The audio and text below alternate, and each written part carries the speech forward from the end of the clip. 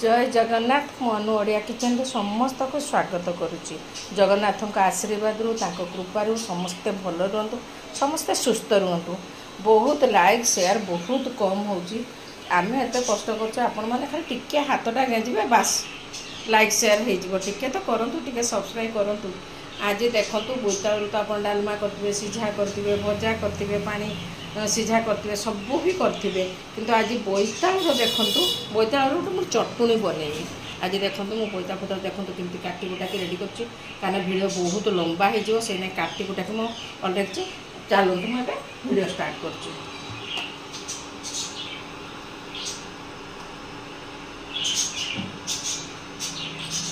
एबे देखंतु मु तेल पके देली, मु दुटा सुखिला लंका भी पके देली।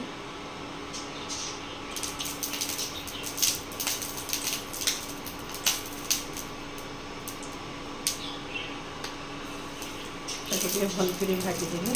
एबे टिके कंचा लंका भी पके देले, टिके दूरे की रहिबे। जेहेतु मैं काटिनी फाटी पारे, मुझे सांगर टिके रसुण दुटाक भाजी दूसरी।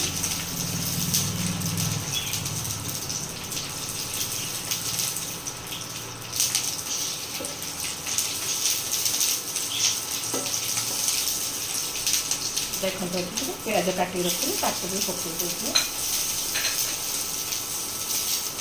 खाली प्याज पानी अंशटा टे खाली बाहरी जीव, जेहेतु मैं चटुणी करके पकईली।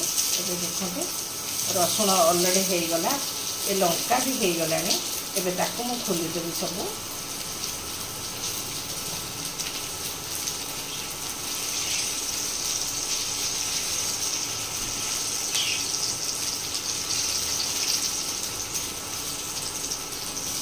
यहाँ खाली मुझे खाली कंचा अंशटा बहुत कम समय चटुनीटा भातर खाइबा लगी बहुत मजा लगे।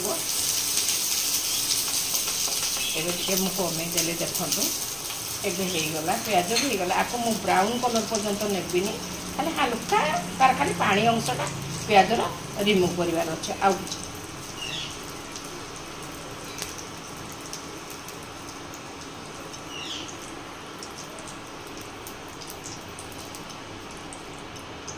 देखो ये सब भजा हो गला। एबे सेइटारे मु टिके मान खाली तेल देमी, बेसी तेल भी आवश्यकता नहीं। एबे देखंतु मु टमाटो पकईदेली। ए सब बोईताळु पकई दूसरी। देखते बोईताळु आलू से आम एमती पोड़ी भी आम बहुत रक कर थे मो स्टाइल एमती बोईताळु चटुणी करंतु, देखिए बहुत टेस्ट लगे।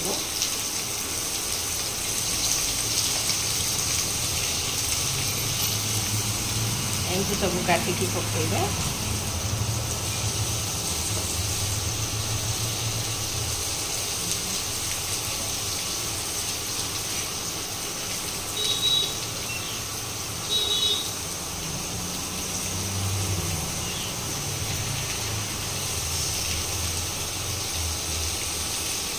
एमती कर सब पकईदेवे। देखो तार ऊपर टे लुण पकईली, खाली जस्ट खाली देखो टे हलदी पकईली। क्या जेहेतु चटुणी बेसी आवश्यकता नहीं।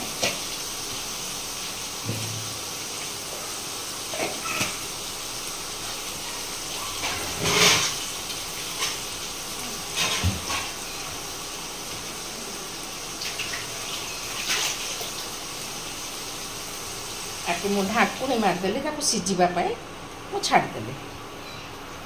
मुझे भाजीचे यहाँ बोईताळु भजा। आपको आम चटुणी करवा, आपको बड़ी आगे मुझे भाजमी। एबे हो गला। देखो मुझे ओल्है दूसरी। आपको गोटे बढ़िया कर चटुणी बनवा, जमी आम आलू भत्ता करें ये करवानी। ये भाजमा मुझे खाली बड़ी पकई दूसरी, ता सहित मुझे भी आरंभ कर। देखु केमती ताको दलिबे।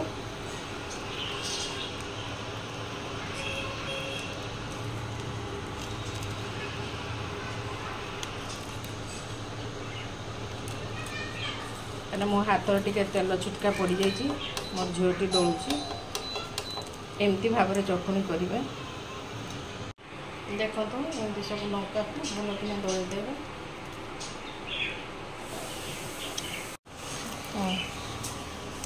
देखु एमती सब रसुण लंका जोड़ा भजा होता सब एमती चकुटी देवे पूरा लंका खाइबा आपन केमती खाउबे से अनुसार चोके आमर जति खाऊे आम करुचे कि आपण मैंने जमती लंका खाइबे सेमती करेंगे।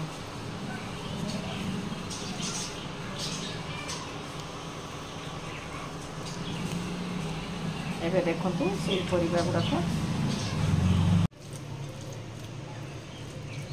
देखंतु एमती गोटे चटणी करेंगे बहुत टेस्ट लगे आपण आपको पखाड़ खाइबे भात खाइबे। एबे देखंतु मुझे धनिया पत्र देली एटा आम लास्ट खाइला बेले धनिया पत्रटा को चकुट देवी।